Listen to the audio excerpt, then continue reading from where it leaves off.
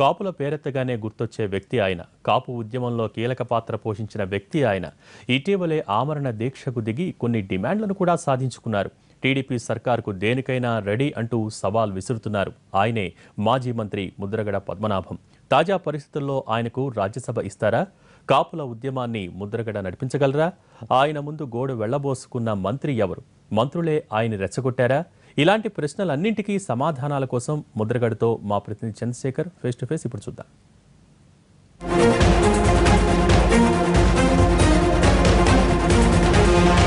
కాపు రిజర్వేషన్ల ఉద్యమం మళ్లీ ఊపందుకుంటా ఉంది.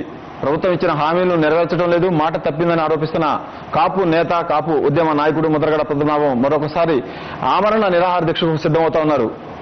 అసలు ఈ ఉద్యమం ఏంటి? ఈ ఉద్యమాన్ని ఆయన మధ్యలో వదిలేసి మళ్లీ ఎందుకు మొదలుపెట్టారు? దీని వెనక ఉన్న ఆంతర్యం ఏమిటి? ప్రభుత్వం ఎందుకు ఈయన ఒక్కడనే టార్గెట్ చేసి కాపులను రెండుగా విభజించాలని చూస్తున్నారని ఆరోపణలు చేస్తున్న విషయం గురించి ముద్రగడ పద్మనాభం గారితో ఫేస్ టు ఫేస్ మాట్లాడదాం. సార్ నమస్కారం. మీరు చెప్పారు మళ్లీ రోడ్డెక్కే అవకాశం నాకు ప్రభుత్వం ఇవ్వదని గట్టిగా నమ్మారు. చంద్రబాబు కాళ్లు కడిగి నీళ్లు తల మీద చల్లుకుంటానని కూడా చెప్పారు. కానీ ఆ పరిస్థితి నెల రోజులు తిరగకుండానే తప్పినట్టుంది. మళ్ళీ మీరు రోడ్డు ఎక్కాల్సిన పరిస్థితి వచ్చినట్టుంది. ఏంటి దీని వెనక కారణం? అంటే సార్, నేను రోడ్డు ఎక్కడానికి కారకులు ముఖ్యమంత్రి గారు సార్. మాట తప్పింది ముఖ్యమంత్రి గారండి. ఆ రోజు నిరాదేశ విరమించమని నా మధ్యవర్తులు పంపించి హామీలు ఇచ్చారండి.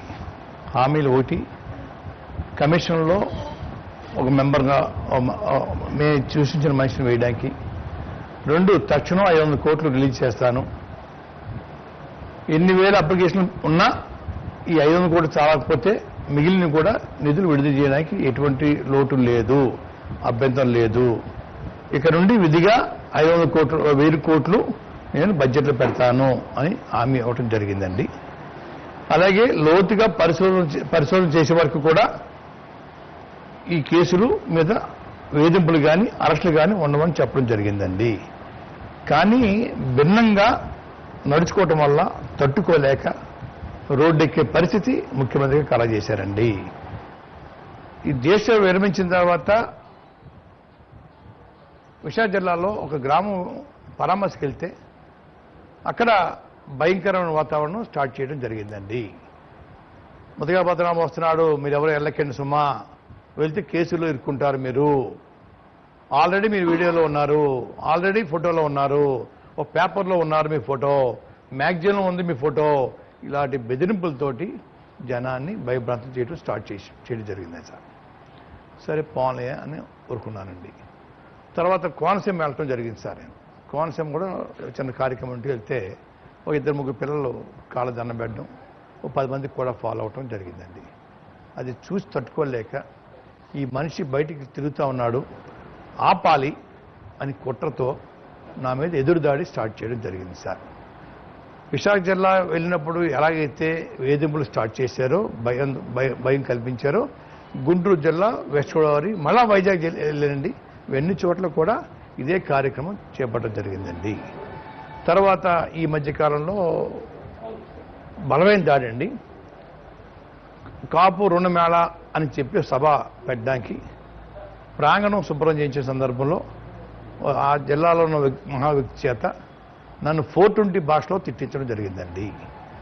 ముద్రగడ పద్మనాభం దేశద్రోహి, దొంగ, కులద్రోహి, కులాన్ని అమ్మేస్తున్నాడు, కులం ముసుగులో పదవులు సంపాదించడం కోసం కుట్ర చేస్తా ఉన్నాడు, ఇతను నమ్మొద్దు, ఇతన్ని మొదటి ముద్దాయిగా పెట్టాలి అని రకరకాల బూతులు ఊహించడం జరిగింది సార్. ఆ మరుసటి రోజు మన ముఖ్యమంత్రి గారు సభకు రావడం జరిగిందండి. సభకు వచ్చినప్పుడు కూడా ఇదే మాటలు వారి సమక్షంలో చెప్పించడం జరిగిందండి. ఈ లోపల 13 జిల్లాల నుంచి ఫోన్లు వస్తూ ఉన్నాయి సార్. రుణాలు పెట్టుకోమన్నారు, పెట్టుకున్నాము, కానీ ఆకలి కోసం కేకేసిన వాళ్ళకి రుణాలు లేవండి, ఆకలి లేని వాళ్ళకి రుణాలు ఇస్తూ ఉన్నారు. ఇది చాలా అన్యాయం, మోసపూరితమైన హామీలు ఇచ్చి మిమ్మల్ని దేశ విరమింపజేశారు, మీరు రోడ్డు ఎక్కాలా, మేము మీటింగ్కి వచ్చాం, నిరాదేశకు వచ్చాం, ఆకలితో, ఆకలి బాధ తీర్చడం కోసం మీరు చేసే ప్రయత్నానికి వీరు అడ్డం తగులుతూ ఉన్నారు, కాబట్టి రోడ్డు ఎక్కాలని చెప్పి అటు సైడ్ నుంచి నాకు విపరీతం ప్రెషర్ అండి. ఓ పక్క ఎదురు దాడండి. చూసి తట్టుకోలేక నేను నోరు మూసుకొని ఇంట్లో కూర్చుని ముఖ్యమైన కార్యక్రమం వెళ్తుంటే ఈ విధమైన ఎదురుదాడి చేసి రోడ్డు మీద లాగే పరిస్థితి ఆయనే కలగజేశారు సార్. ఆయనే మాట తప్పారు తప్ప నేను మాట తప్పలేదు. మీరు ఎమ్మెల్యేగా పనిచేశారు. మీరు ఆ రోజు ఇచ్చిన హామీలు చూస్తే మరొక నెల అంటే మీరు ఫిబ్రవరి 5న నిరాదీక్ష చేశారు, 4 రోజులు విరమించారు. అంటే ఇక దాదాపు 50 రోజులు మాత్రమే ఫైనాన్షియల్ ఇయర్ కు సమయం ఉంది. మీరు 500 కోట్లు అడిగారు. మీరు మంత్రిగా పనిచేశారు, ఎంపీగా పనిచేశారు. 50 రోజుల సమయంలో 500 కోట్లు ఇవ్వడం ఏ ప్రభుత్వానికి సాధ్యం కాదు, ఖర్చు పెట్టడం కూడా సాధ్యం కాదు. దాన్ని క్యారీ ఫార్వర్డ్ కూడా మీరు అడగలేదు, అంటే మిగిలిపోతే నెక్స్ట్ ఇయర్ కూడా అడగలేదని.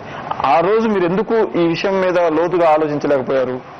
కార్పొరేషన్ జమ చేసినప్పుడు నాకు తెలిసినంత వరకు ఈ ల్యాబ్స్ అయిపోవటం అంటూ ఉండదండి. మార్చి అయిపోయినా కూడా క్యారీ ఫార్వర్డ్ అవుతాయి తప్ప ఆ మార్చి ఎండింగ్కి రుణాలు రద్దు ఇచ్చిన డబ్బు కార్పొరేషన్ నుంచి రద్దు కావండి. తక్షణం 500 కోట్లు ఇచ్చేస్తామని చెప్పింది వారండి. ఆ మాట అడిగితే కోపం వస్తుందండి వారికి. మేము పంపలేదని ఒక అబద్ధం, ఈ వచ్చిన వాళ్ళు ఆ మాట్లాడలేదని ఇంకో అబద్ధం, అబద్ధాల మీద అబద్ధాలు. అధికారంలో ఉన్నాం కాబట్టి అబద్ధాలు కూడా నిజమవుతాయని అభిప్రాయంతో ముఖ్యమంత్రిగా కేసులకు భయపడి ప్రభుత్వంతో రాజీ పడ్డారని కూడా.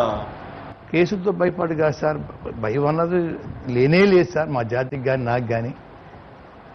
డీజీపీ గారికి ఉత్తరం రాయటం జరిగింది సార్. నేను అయ్యా ఇళ్ళకి రాత్రులు పంపుతారట పెద్ద మనుషుల ఇళ్ళకి, మీరు పంపొద్దు. మీరు ఎప్పుడు రమ్మంటే ఏ జైలుకి రమ్మంటే ఆ జైలుకి రాష్ట్ర వ్యాప్తంగా మీటింగ్ వచ్చిన అందరినీ తీసుకొచ్చేస్తాను, మీ ఇష్టం వచ్చినట్టుగా మీరు చేసుకోండి. మీకు ఈ జాతిలో ఈ దొంగలు టెర్రరిస్టులు అటు వాళ్ళు అని అభిప్రాయం ప్రజలు కలగడం కోసం సంఖ్యలే తీసిపోయినా కూడా మేము బాధపడము అని చెప్పడం జరిగింది సార్. కేసులు భయపడపడడం లేదు సార్.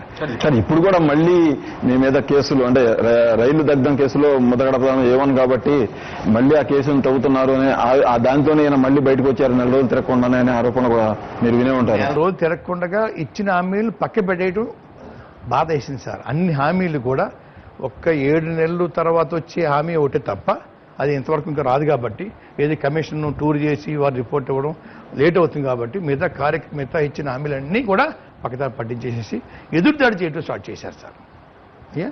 రెండోదండి, ఈ దాడి చేయడం వెనకాల కూడా ఒక కుట్ర దాగి ఉంది సార్. ఏమంటే ఇతను మనిషి గ్రామాలు తిరుగుతున్నాడు, జిల్లాలు తిరుగుతున్నాడు, ఈ మనిషి తిరగకూడదు, తిరిగితే మనకి డ్యామేజ్ అనే ఉద్దేశంతో కూడా ఎదురుదాడి చేస్తున్నారని అభిప్రాయపడతారు. మీ ఆందోళనకు ముందు కాపులంతా ఏకంగా ఉన్నారు, ఒకే తాటి మీద ఉన్నారన్న భావన ఉండేది. మీ ఆందోళనతోటి కాపులు 2 వర్గాలుగా విడిపోయారు. దానికి మీరు కారణమని అనిపించట్లేదా? కారణం ఆయన సార్. ఈ కులాల్లో చిచ్చిపెట్టడం బాగా అలవాటు సార్. దళితుల్ని మాలా మాది కింద విడదీసిన మహానుభావుడు ఆయన సార్. ఈరోజు కాపులు కూడా విడదీసి పరిపాలించాలి అనే ఆలోచన కూడా వారిదే సార్. రేపు కూడా అవకాశం ఉంటే, నిన్నే చెప్పాను సార్ నేను ప్రెస్ మీట్లో, అవకాశం ఉంటే భార్యాభర్తను కూడా విడదీయడానికి కూడా ప్రయత్నం చేస్తాడు సార్.